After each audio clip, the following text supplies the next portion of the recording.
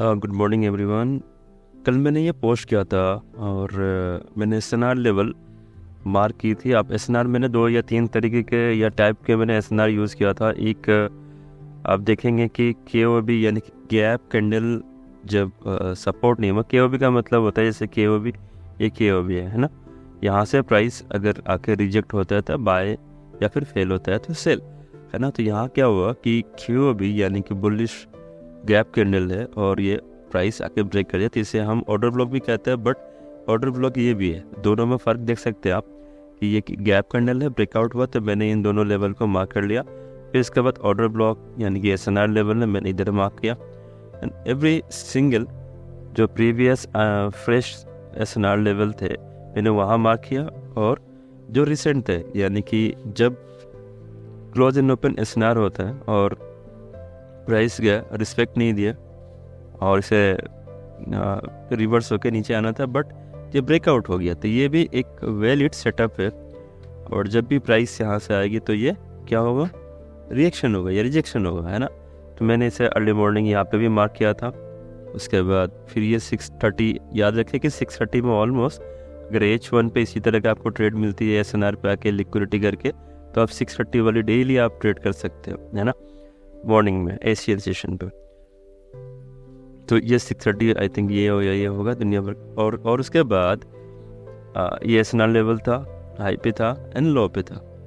अगर मैं आपको ये सेम रिजेक्शन अगर आप मार्क करके रखे होंगे तो आपको पता चला होगा कल पूरे दिन इसी एसएनआर पे मार्केट बाय सेल, है ना, इधर से बाय, इधर से सेल, इधर से बाय, है ना, हर जगह से मार्केट रिजेक्शन हुई है। यहाँ हमने स्टॉप लॉस किए थे, प्राइस आई और फिर रिजेक्शन होने के बाद फिर से एसएनआर क्रिएट हुआ।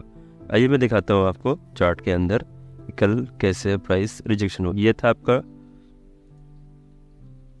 SNR level. उसके बाद पूरे दिन मार्केट ने कैसे मूव किया आप देख सकते हैं। एसएनआर पे प्राइस आई, फर्स्ट रिजेक्शन देखिए, पहले यहाँ पे अप साइड पे कोई रिजेक्शन नहीं था। उसके बाद सेकंड मार्केट आके यहाँ पे रिजेक्ट की।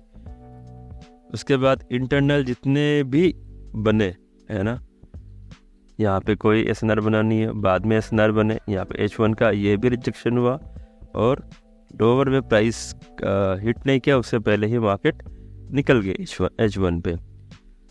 इसके बाद ये हाई कहाँ पे गई थी और ये क्यों रिजेक्शन हुआ, इसके पीछे का एक रीज़न आप जानेंगे तो आपको पता चलेगा कि यहाँ H1 का अगेन एसएनआर लेवल था, जिसके वजह से प्राइस आज सुबह ये मूव हुई, है ना।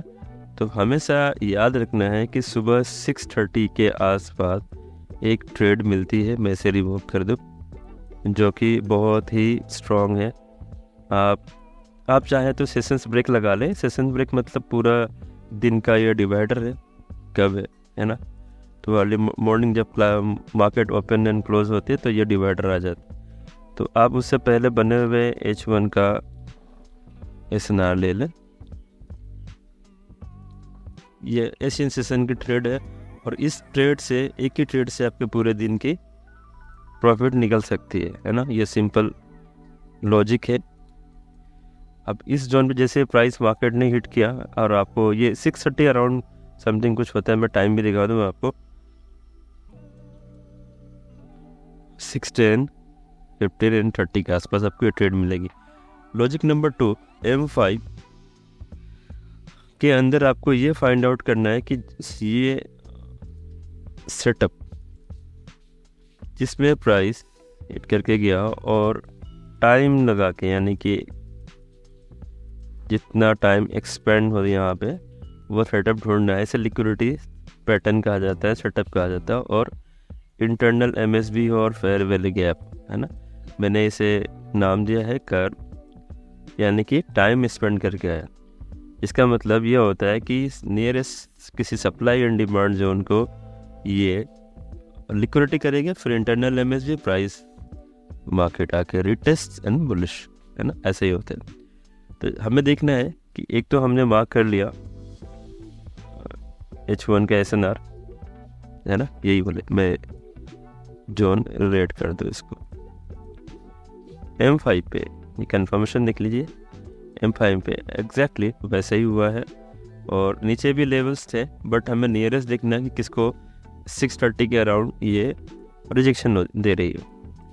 उसके बाद नंबर 2 हम जाएंगे M1 पे और आपका MSB ब्रेकआउट होते हुए देखेंगे। लो ये था, हाई बना, फिर अगेन लोअर लो बना। आप लाइन चार्ट पे जाएंगे, ये क्लियर मैसेज यहाँ पे मिल जाएगी आपको। उसके बाद फाइनली यहाँ पे इसने MSB जब भी मार्क करे तो बॉडी यूज़ करना चाहिए लाइन चार्ट, है ना, सिंपल। और ये फेयर वैल्यू गैप आपकी एंट्री पॉइंट। तो कहाँ देखना है, एक्सट्रीम फेयर वैल्यू और यहाँ पे भी दो आपके फेयर वैल्यू गैप है बिलो MSB। ये MSB है मार्केट स्ट्रक्चर ब्रेकर। एक्सट्रीम वाले पे मार्केट ज़्यादा रिस्पेक्ट देती है, अब यहाँ से ट्रेड कर सकते हैं। मैं तरीका यानी कि डिफरेंट और एक मेथड बताता हूँ जिससे आप एंट्री और भी आसानी से कर सकते हैं। आपको वेट करना है, सिंपली आपको वेट करना है कि जैसे ये लिक्विडिटी हुई M5 पे टिके रहना है। जो लास्ट लो बना ना, इसे मार्क कर लीजिए, यानी कि SNR, लास्ट लो का SNR मार्क लीजिए, यानी कि H1 का SNR। अगर मल्टीपल SNR है तो वो अगर यहाँ पे सिंगल SNR है, और वेट करना है कि प्राइस इस SNR पे आए, है ना, प्राइस इस SNR पे आए एंड फर्स्ट स्ट्रक्चर ब्रेक होगा। जैसे ही प्राइस इस SNR पे आती है ना, फर्स्ट स्ट्रक्चर ब्रेक हो विथ ट्रेल लाइन के साथ, नियरेस्ट को ट्रेल लाइन है। अब आपके ट्रेड तैयार है ना। आप नियरेस्ट मिनिमम 2 और 3 ले सकते हैं। आप ट्रेल लाइन ब्रेकआउट हुआ यहाँ से ले सकते हैं। अगर ओनली स्ट्रक्चर पे ले रहे हैं तो आप यहाँ पे ट्रेड करेंगे और ऐसे नीचे। ट्रेल लाइन हम इसलिए यूज़ करते हैं, इससे कंफर्मेशन ज़्यादा होता है। तो ट्रेल लाइन आप बॉडी टू बॉडी मार्क कर लेंगे या फिर वीक टू वीक मार्क कर सकते हैं। जहाँ पे ट्रेल लाइन ब्रेकआउट हो रही है, कैंडल क्लोज हो रही है, वो एंट्री पॉइंट। और मिनिमम टारगेट अगर आप स्कैल्पिंग कर रहे हैं तो मिनिमम जो नियरेस्ट हाई फॉर्मेशन हुआ है ये आपकी फर्स्ट टारगेट है ना। ये हाई है, मैंने इसको इसलिए लिया कि जब भी हाई मार्क कीजिए उसके नियरेस्ट हाई को आप यूज़ कीजिए, क्योंकि ये FTR जोन होता है, मार्केट कभी भी रिवर्स हो सकती है ना। और फाइनल आपका ये, इससे ज़्यादा ट्राई मत कीजिए अगर आपको डायरेक्शन पता नहीं है तो। जिसे डायरेक्शन पता है वो आप H1 to H1 डील कर सकते हैं, क्योंकि ये ट्रेड हमने बनाई है H1 के जोन से, तो आपको फ्रेश H1 देखना है। देखें यहाँ पे कोई फ्रेश H1 नहीं है, टिकटेड है फ्रेश H1 देखना। यानी कि हमने जो कल ट्रेड जो H1 पे जितने भी ट्रेड बनाई थी उसकी सभी टारगेट, यानी कि कल का प्रीवियस डे का देखिए टारगेट, यहाँ पे रिजेक्शन हुआ मार्केट और H1 का रिजेक्शन, यानी कि ये हमारी फाइनल टीपी था। अगेन मार्केट ने इसको रिजेक्शन दिया और यहाँ कोई भी एक ऐसा फ्रेश जोन नहीं था जिसे हम टारगेट कर सकते सिवाय इसके। तो हम टारगेट करेंगे यहाँ,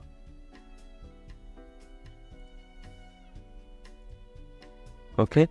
और ऑलमोस्ट प्राइस आई, फिर से ये लेवल था, ये लेवल था, है ना। हर लेवल और उसको हायर टाइम फ्रेम के साथ अलाइन करना होता है। जैसे D1 एक आइडेंटिफाई करके देगा कि आपका मार्केट कहाँ पे है। तो मैंने कल बाय भी किया और सेल भी किया, है ना। तो एक हायर टाइम फ्रेम आपको यूज़ करना ही पड़ेगा जिससे आपका ये डायरेक्शन क्लियर हो।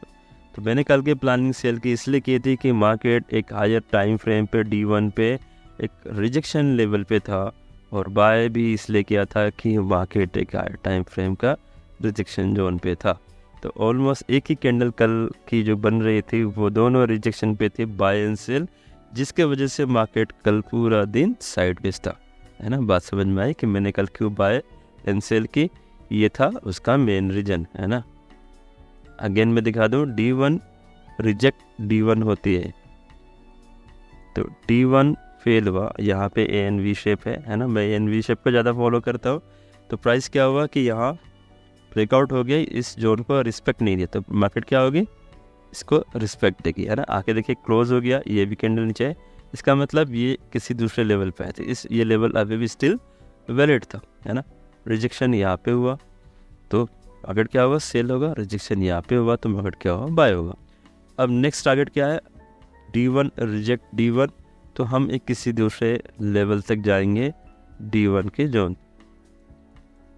अगला सिनेरियो क्या हो सकता है कि अगर प्राइस इस हाई को लिक्विडेट कर देती है ना, तो हमारे पास कोई ऐसा लेवल नहीं है जिससे हम आइडेंटिफाई कर सकते हैं सिवाय इस जोन को, है ना, क्योंकि ये जब बना था तो कभी भी अभी तक रिजेक्शन नहीं हुआ इस जोन पे। तो ये स्टिल वैलिड हो सकता है कि प्राइस यहाँ पे है, रिजेक्ट हो, एंड D1 के बाद D1 रिजेक्शन हो तो फिर अगली टारगेट ये एंड ये, है ना। हर बार प्राइस SNR को फेस करके जा रहे हैं, यानी कि फिल नहीं कर रहा है। इसका मतलब जब भी प्राइस इधर रहेगी ये सभी एक साथ स्टॉप आउट हो गए या फिर लिक्विडिटी होगा। Okay, thank you.